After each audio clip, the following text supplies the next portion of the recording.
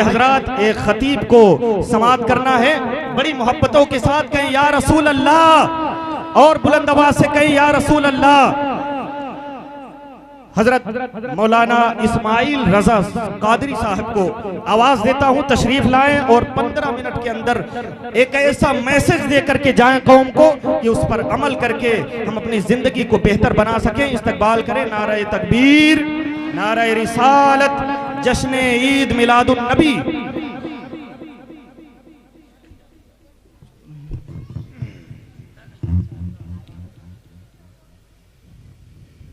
अस्सलामु अलैकुम वरहमतुल्लाहि तआला व बरकातुहू।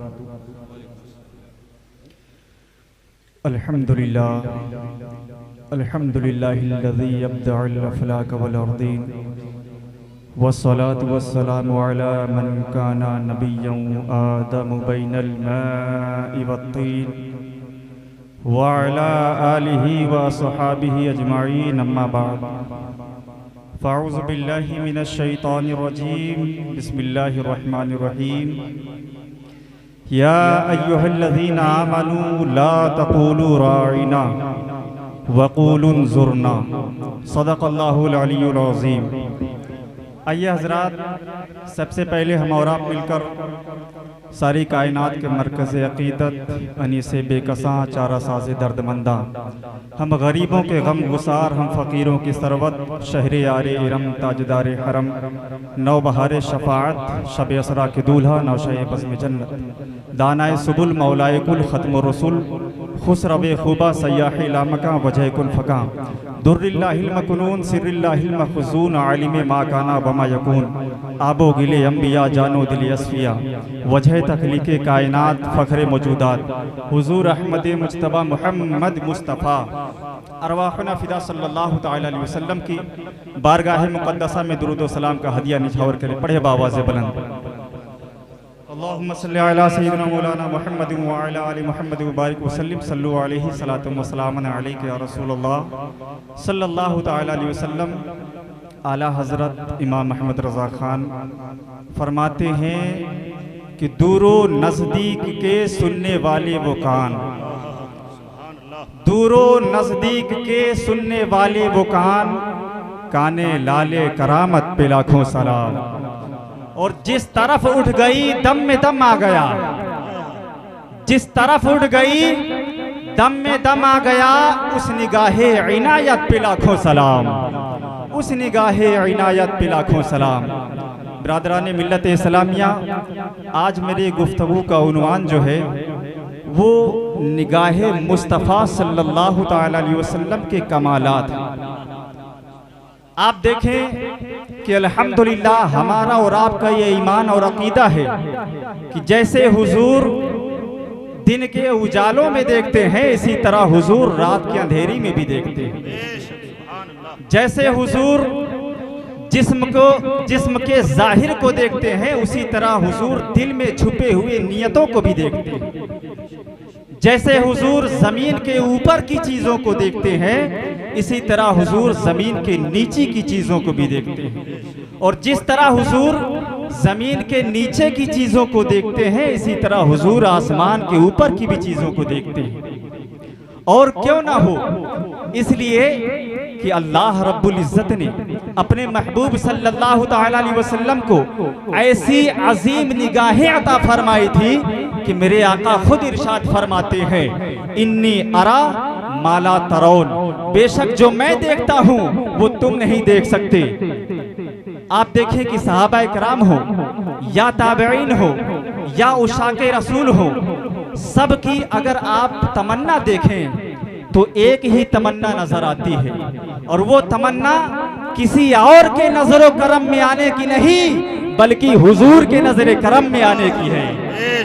अगर हुजूर की नजरे करम पड़ जाए तो दुनिया और आखिरत दोनों संवर जाती है। आप देखें कि बड़ा सा बड़ा शायर हो, आप जनाब मोहम्मद अली फैज़ी साहब को ले लीजिए, या खतीब हिंदुस्तान मौलाना नादिर हुसैन साहब को ले लीजिए, या कोई भी आम मोमिन को ले लीजिए, हर शख्स हर मोमिन हुजूर की नजरे करम का तालिब है। हर कोई ये चाहता कि हुजूर हम पर नजरे करम फरमा दे। आप देखें कि हुजूर से नजरे करम की भीख मांगना, ये तालीम हमें कुरान ने अता की। हुजूर से नजरे करम की भीख मांगना ये अल्लाह हमें सिखाता है। कुरान पाक में इरशाद होता है, या अय्युहल्लज़ीना आमनू ला तक़ूलू राइना वक़ूलू उन्ज़ुरना। ऐ ईमान वालो, राइना ना कहो बल्कि कहो हुजूर हम पर नजर करम फरमाइए। आइए हजरात, मैं आपको बताऊं इस आयत मुक़द्दसा के शान नुज़ूल और सबब नुज़ूल क्या है। ये आयत मुक़द्दसा नाजिल क्यों हुई। मेरे आका सल्लल्लाहु ताला अलैहि वसल्लम जब सहाबा कराम को कुछ तालीम व तलकीन फरमाते तो बीच में दरमियान में सहाबा कराम अर्ज करते, राइना या रसूल अल्लाह, ए अल्लाह के रसूल हमारे हाल की रियायत फरमाइए, यानी हमें कलामे अक़दस अच्छी तरह समझने का मौका इनायत फरमाइए। और ये जो राइना लफ्ज था ये यहूदियों की लुगत में बेअदबी का माना रखता था, जिसका माना ये होता था ओ चरवाहे। जब यहूदियों ने ये सुना तो उसी बुरी नियत से ये कहना शुरू कर दिया। हजरत साद बिन मुआज रदी अल्लाह ताला अन्हु जो यहूदियों की इस्तिलाह से वाकिफ थे, जब आपने सुना तो बड़े गुस्सा हुए और यहूदियों से फरमाया, ए यहूदियों, ए दुश्मनाने खुदा, अगर अब मैंने किसी की जबान से ये कलमा सुना तो उसकी गर्दन उड़ा दूंगा। यहूदियों ने कहा कि आप हम पर तो गुस्सा होते हैं लेकिन मुसलमान भी तो यही कहते हैं। जब हजरत साद बिन मुआज ये सुना तो बड़े रंजीदा हुए, बड़े रंजीदा होते हैं और हुजूर पाक सल्लल्लाहु ताला अलैहि वसल्लम की खिदमत में हाजिर हुए ही थे कि जिब्रील अमीन आसमान से कुरान मुक़द्दस लेकर नाजिल हो गए, जिसमें राइना कहने की मुमानियत फरमा दी गई और उसके बदले में उन्जुरना कहने का हुक्म हुआ। अब मुझे कहने की इजाजत दे दो, अब मुझे कह लेने दिया जाए कि जो लफ्ज यहूदियों के लुगत में बेअदबी का माना रखता हो, अल्लाह को यह गवारा नहीं है कि वो लफ्ज हुजूर के लिए बोला जाए। जिब्रील अमीन को भेजकर ये बता दिया, ए लोगों, राइना ना कहो बल्कि वही कहो, या रसूल अल्लाह उन्जुर हालना, ए अल्लाह के रसूल हमारे नजरों पर, हमारे हाल पर नजर करम फरमाइए। नारे तकबीर, नारे रिसालत, जश्न ईद मिलादुन नबी, उलमाए अहले सुन्नत, सुभान अल्लाह सुभान अल्लाह। हजरत मूसा कलीमुल्लाह के बारे में फरमाया गया, मूसा अलैहिस्सलाम ये अल्लाह के बड़े जलीलुल कद्र पैगंबर थे। कोहे तूर पर जाते मूसा अलैहिस्सलाम अल्लाह से हम कलाम होते, बातें करते। एक मर्तबा यही मूसा अलैहिस्सलाम है, अर्ज करते हैं, परवरदिगार मैं तुझे देखना चाहता हूँ। आवाज आती है, रब फरमाता है लन तरानी, तुम मुझे नहीं देख सकते। फिर मूसा अलैहिस्सलाम अर्ज करते, मेरे परवरदिगार मैं तुझे देखना चाहता हूँ। परवरदिगार फरमाता है लन तरानी, तू मुझे नहीं देख सकता। मूसा अलैहिस्सलाम के बार बार इसरार करने पर अल्लाह रब्बुल इज्जत ने अपनी तजल्ली कोहे तूर पर फरमाई।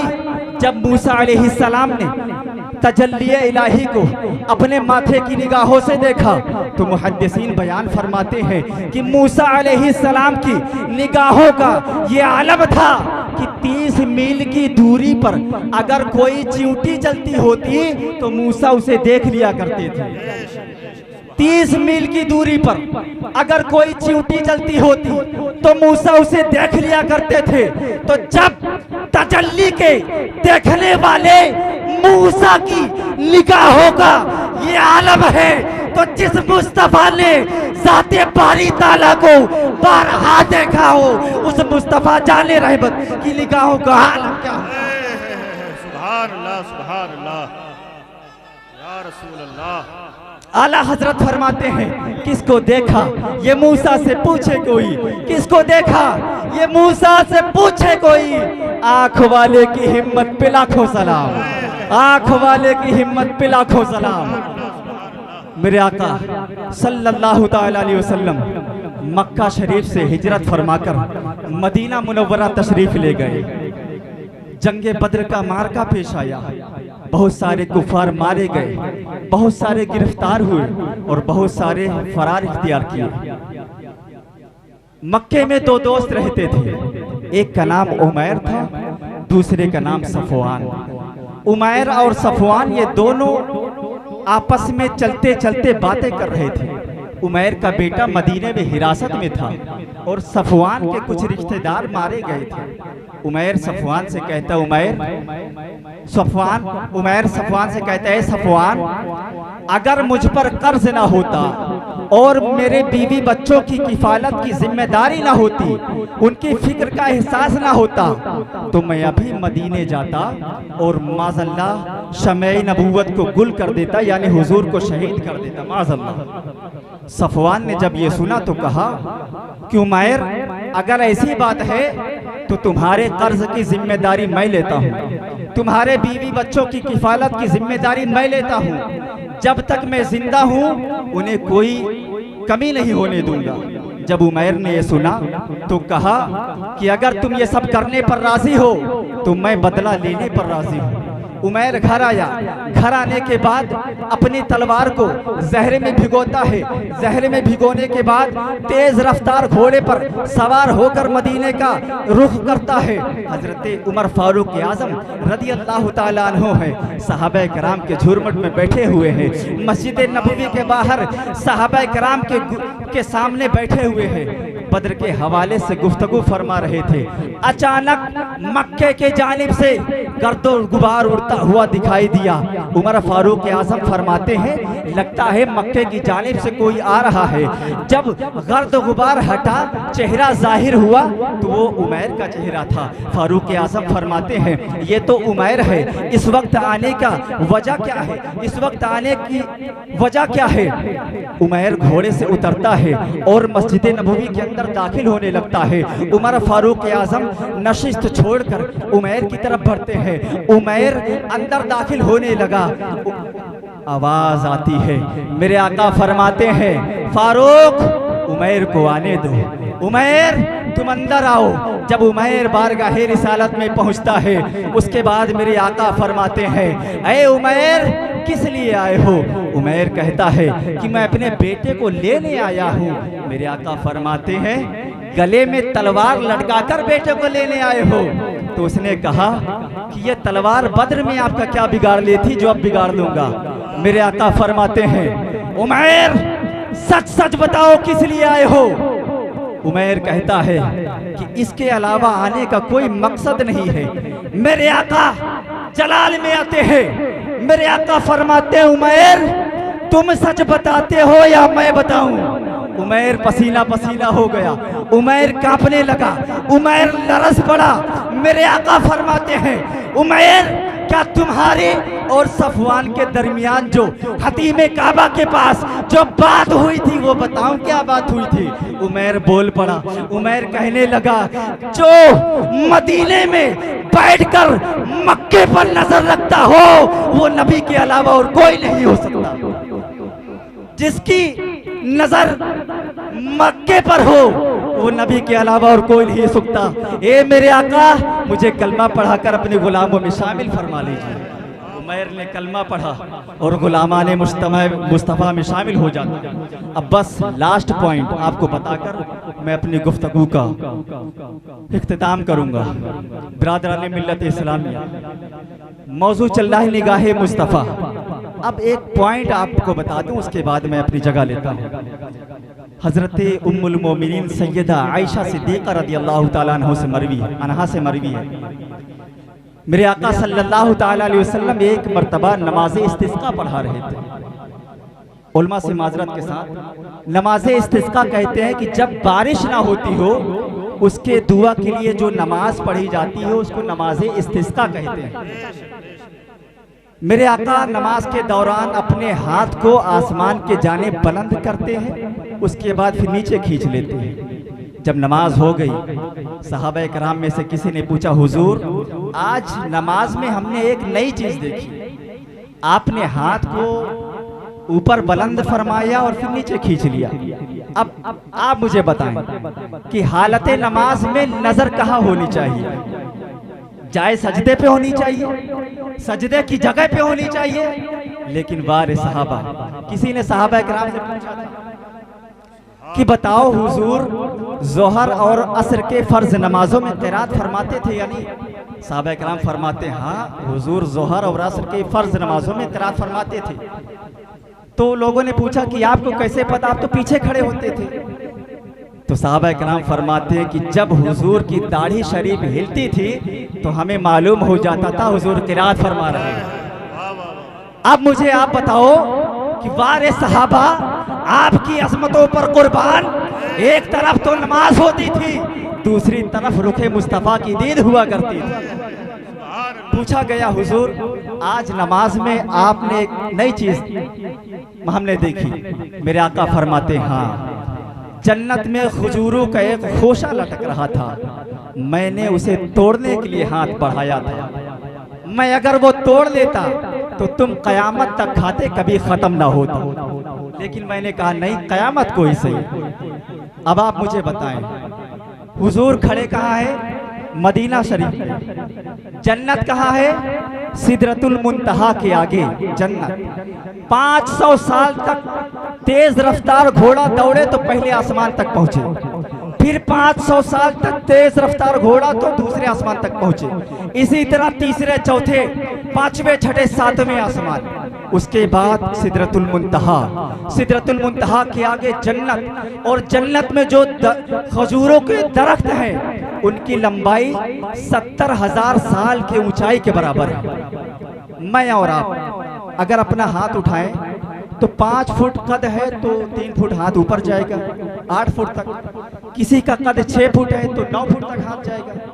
कोई उछल कर छलांग मार कर हाथ ऊपर ले जाए तो 10 फुट तक जाएगा। अलबत्ता हमारी नजर बड़ी तेज है, हम पहले आसमान के सितारों को हमारी नजर देख लेते हैं, दूसरे और तीसरे आसमान के तारे भी नजर आते हैं, चांद और सूरज को भी देखते हैं। हमारा हाथ 9 फुट तक और 10 फुट तक पहुंचे, लेकिन नजर तीसरे आसमान तक पहुंचती है, और जिसका हाथ जन्नत तक पहुंचता हो उसकी निगाह कहां तक? नारे तकबीर। जिसका हाथ जन्नत तक पहुंचता हो उसकी निगाह का आलम क्या होगा? जिसका हाथ जन्नत तक पहुंचता हो उसकी निगाह कहां तक पहुंचती होगी?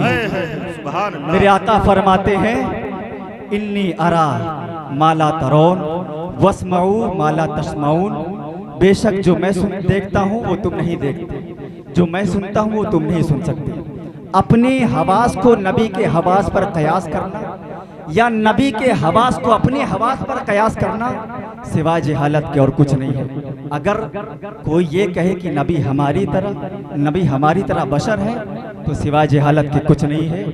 चे निस्बते खाकरा बालमे पाक, चे निस्बते खाकरा बालमे पाक, कहाँ हम कहाँ उनकी ज़ाते बाबरकात।